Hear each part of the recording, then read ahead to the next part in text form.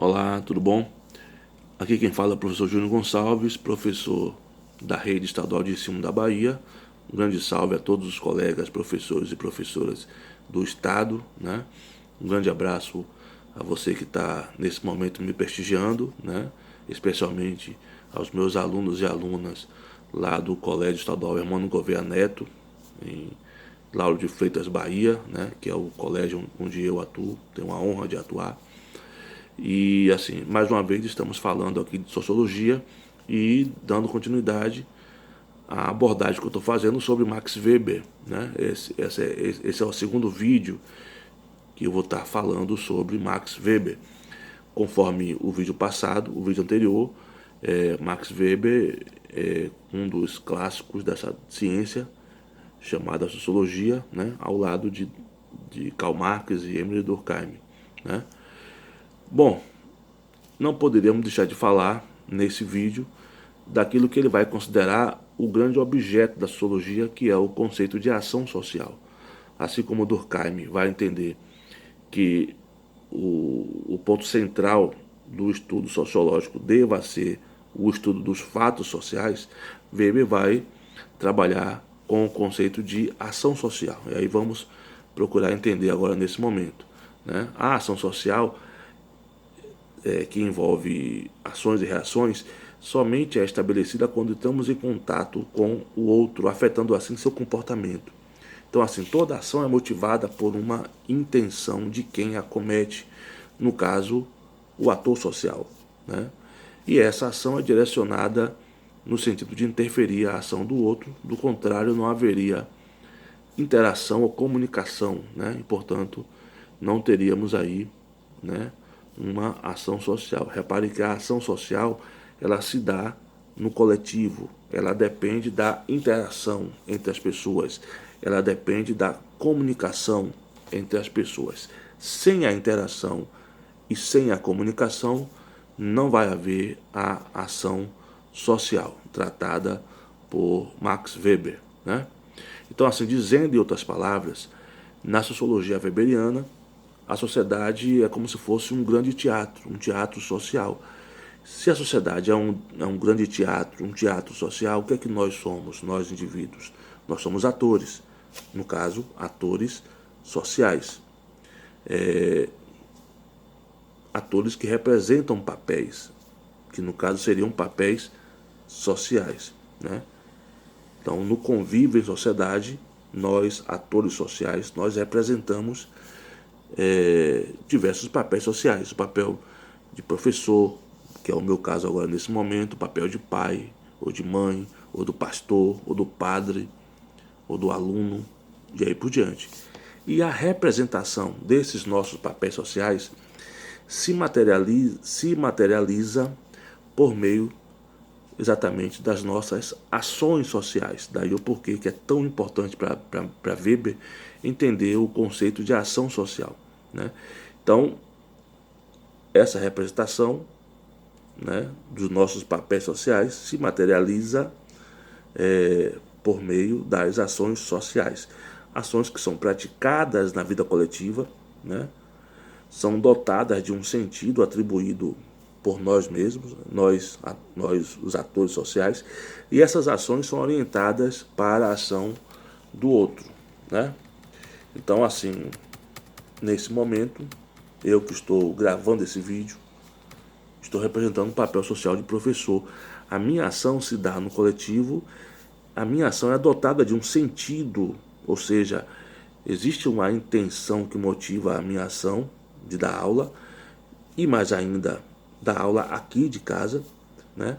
E essa ação ela é orientada para o outro, que no caso é você, meu aluno, ou você que está aqui nesse momento me prestigiando, né?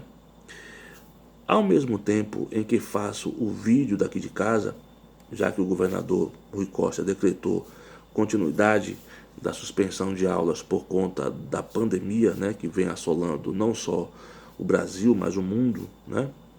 Eu preciso conciliar meu trabalho com as tarefas de casa.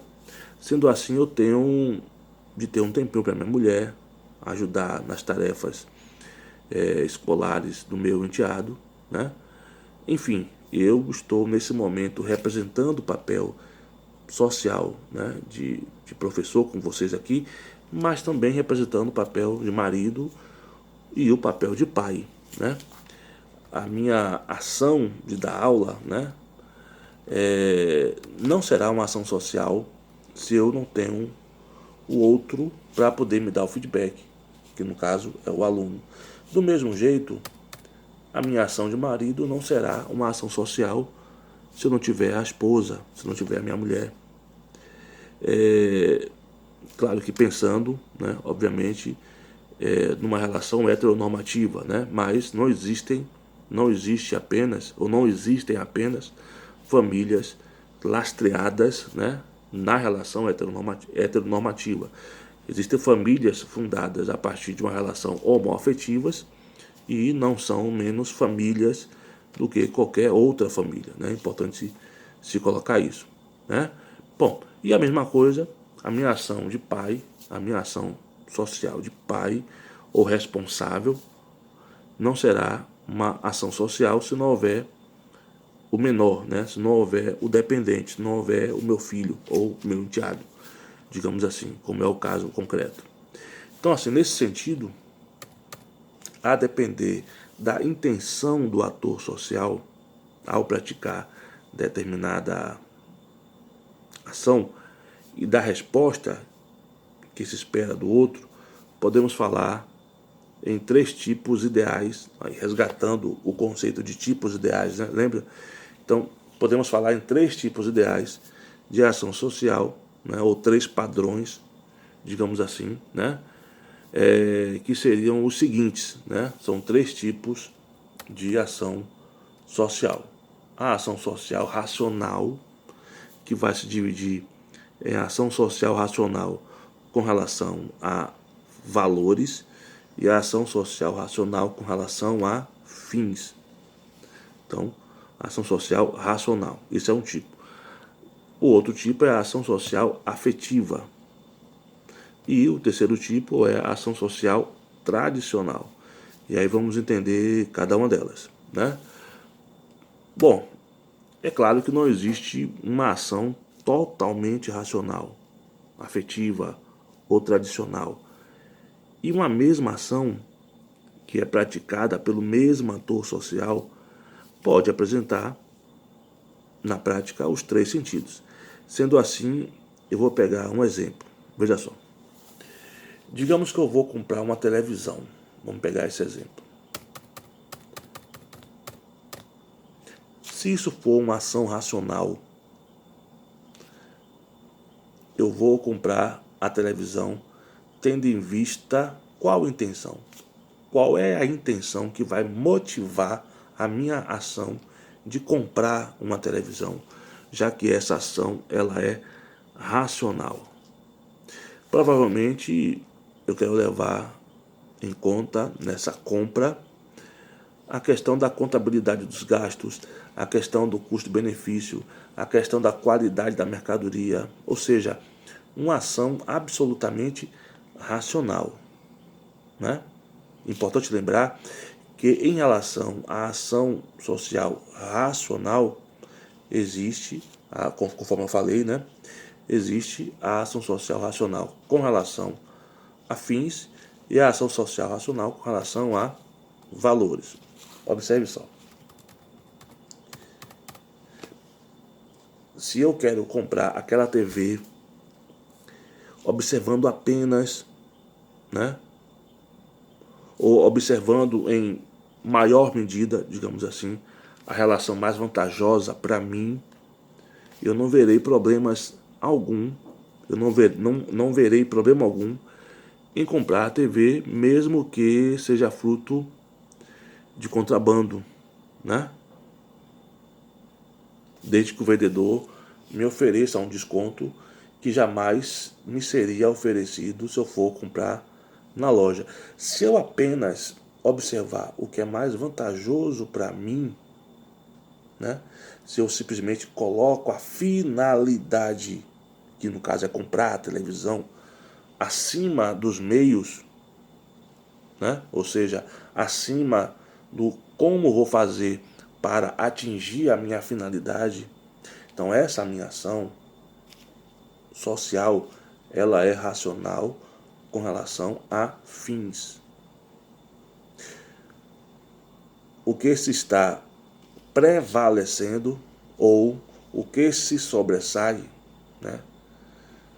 Lembra do que eu disse antes, no vídeo anterior, sobre aquilo que sobressai? Então, o que sobressai nessa ação social racional vai ser sempre a finalidade. Então, a ação social racional com relação a fins. Agora, veja só. Se além de querer uma relação mais vantajosa para mim, eu também quero fazer uma compra legalizada, pagando os impostos devidos, porque eu sou contra e eu combato qualquer tipo de ilegalidade, né? Isso faz parte dos meus princípios, dos meus valores. Essa ação social é racional com relação a valores, né? O que está prevalecendo ou o que sobressai, como o próprio nome já sugere, são os meus valores. Então temos aí uma ação social racional com relação a valores. Ok? Deu para entender? Pronto, esse é o primeiro tipo de ação social, a ação social racional, que se divide em dois, né? Ação social racional com relação a fins ou com relação a valores. Bom, ainda no exemplo da televisão, se for uma ação social afetiva, né? Essa tão brasileira como O Homem Cordial, de Sérgio Buarque de Holanda, lembra que eu falei sobre isso também?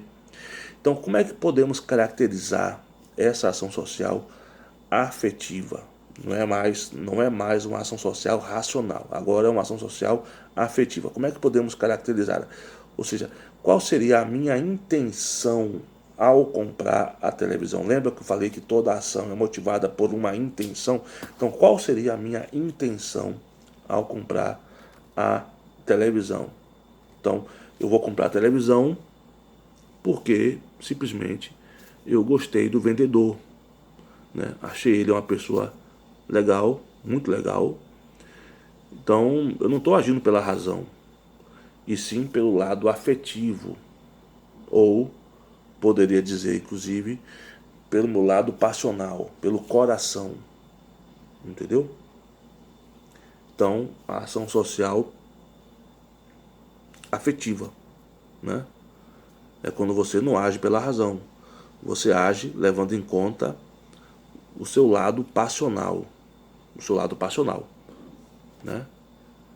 Que pode ser positivo, como é esse o caso, ou pode ser inclusive negativo, né? Então, por exemplo, eu não vou comprar aquela televisão naquele lugar porque lá tem uma pessoa que eu não gosto, que eu odeio. Então essa pessoa é a pessoa que vai me atender, então eu não quero comprar porque essa pessoa vai me atender e eu não quero dar comissão para essa pessoa, né? Então eu não estou levando em conta também o lado racional, eu estou levando em conta o lado afetivo, né? O lado passional, que me faz não comprar, não porque eu desconfio da qualidade ou da relação vantajosa que eu vou ter para mim, mas porque eu não gosto daquela pessoa que está ali vendendo, então eu não quero comprar naquele momento porque tem aquela pessoa ali. Enfim, entendeu? Então, ação social afetiva. E no caso da ação social tradicional, qual seria a intenção ao comprar aquela televisão? Percebam, para você entender, para você descobrir, né, ou para você estabelecer, né, qual tipo de ação social que está sendo tratado, a questão é qual é a intenção que está motivando a ação. Se a intenção que motiva a ação é lançar mão do dispositivo racional, né, se está levando em conta a racionalidade, então a ação social é racional, que pode ser daqueles dois tipos que eu falei. Se a intenção é expor, né, o lado passional, então a ação social afetiva. Bom, no caso da ação social tradicional, eu vou comprar essa televisão, porque eu sempre compro essa marca. A minha família só compra dessa marca. Eu já estou acostumado a essa marca. Então a intenção, eu não quero mudar. Então a intenção é manter o costume, manter a tradição. Tá bem claro? Então são os três tipos de ação social. A ação social racional, que se divide em ação social racional com relação a fins ou valores, né? A ação social afetiva e a ação social tradicional. Deu para entender? Bom, vamos pegar aqui um exemplo atual da política brasileira. Agora no Brasil, toma conta dos noticiários e está na ordem do dia a saída do ex-ministro, agora ex-ministro, né, Sérgio Moro, do governo Bolsonaro. Não é isso? Isso está no mundo todo. O ex-ministro acusa o presidente Bolsonaro de ter forçado, digamos assim, a demissão do superintendente da Polícia Federal, Maurício Valeixo, né, pessoa de confiança de Moro, porque o superintendente se recusava a passar informações de determinadas investigações que ainda estavam em curso pela Polícia Federal. Isso é citado por Moro, né, e considerado em qualquer democracia como uma postura indevida do chefe de governo em relação ao órgão, né?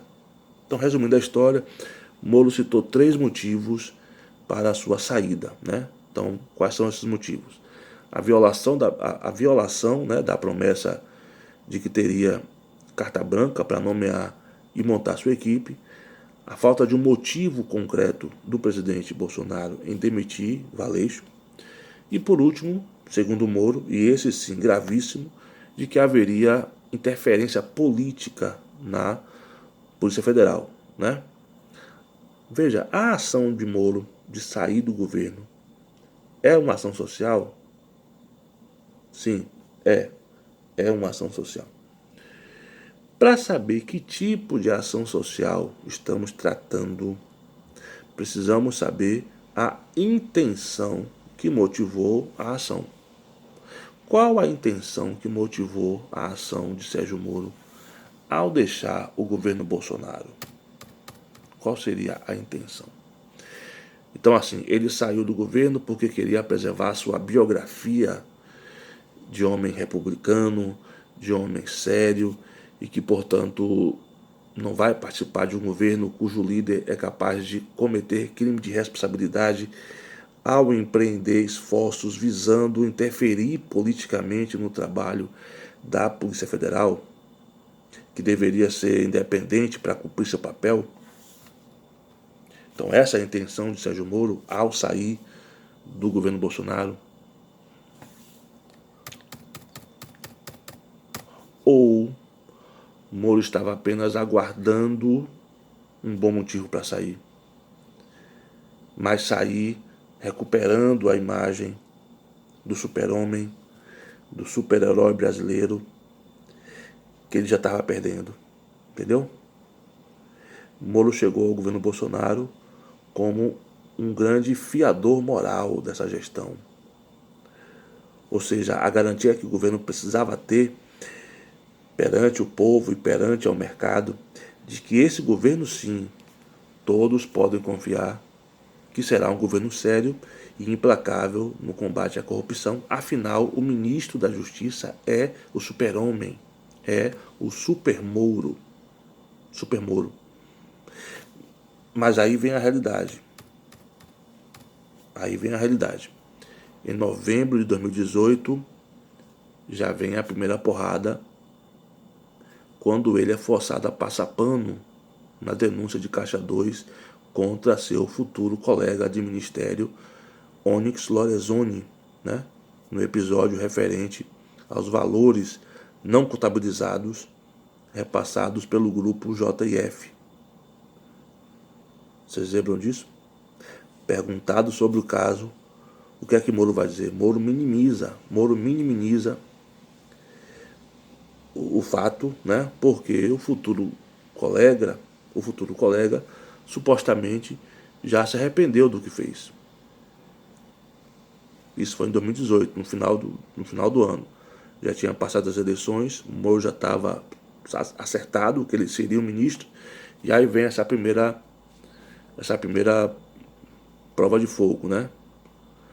Então, nesse primeiro momento, ele acaba passando pano, né, na denúncia, né, contra o futuro colega, né, porque afinal de contas seria uma saia justa. Então, ele já tem a primeira porrada.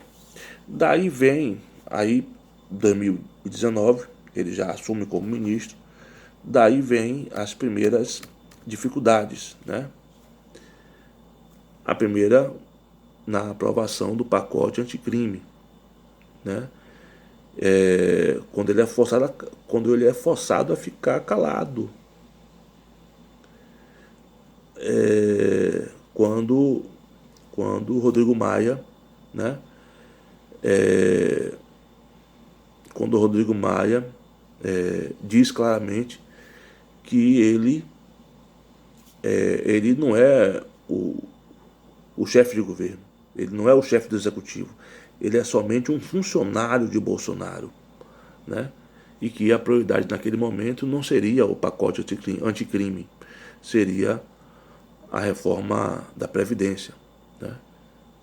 Então pensa, ele era o super Moro, ele tinha a própria caneta, e de repente ele se depara com o presidente da Câmara, né? Que dá a ele essa resposta, quando ele tenta pressionar pela aprovação do pacote anticrime, né? E aí o presidente da Câmara, Rodrigo Maia, responde a ele que quem tem que falar pelo governo não é ele, porque ele é só um funcionário de Bolsonaro, né? O cara que tinha a própria caneta passa a ser o funcionário de Bolsonaro. Aí você já percebe que já vai ter aí as primeiras dificuldades. Então aí já tem um choque de realidade. Ele sai da condição do homem mais influente do governo, o cara que está acima do bem e do mal, para a condição de funcionário de Bolsonaro, segundo Rodrigo Maia, né? Então ele passa um momento, né? Depois daí ele passa por um momento fora dos holofotes, o que é extremamente doloroso, né, para ele, né? E aí vem a Vaza Jato, onde ele volta à cena, só que agora como réu, né? Não é que ele foi realmente réu no sentido literal da palavra, né? Mas ele passa agora a ser vidraça, não é mais pedra, né?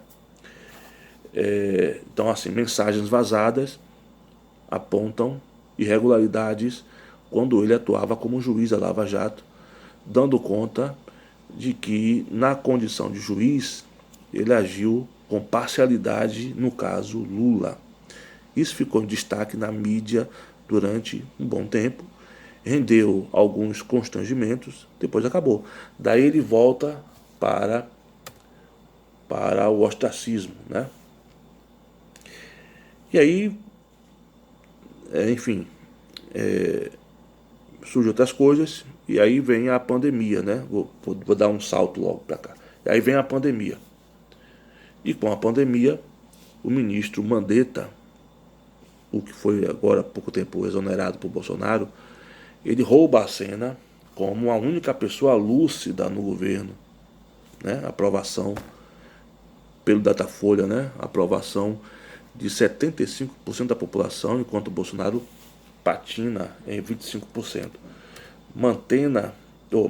Mandetta é demitido porque ninguém pode roubar a cena de Bolsonaro, né? E aí vem o fato que Moro queria, o motivo para sair. E melhor oportunidade não há, porque a imagem do presidente só despenca, né? Então, com a exoneração de Valeixo da Polícia Federal, a oportunidade chegou e não deu outra. Moro pede demissão e ele volta a ser o Super Moro, o herói nacional. Ele, inclusive, é cogitado, nas palavras da deputada Joyce Hasselmann, como o candidato à presidência da República em 2022. Ela chega a levantar a bandeira de Moro, né, para as eleições de 2022. Ou seja, ele volta a ser o Super Moro.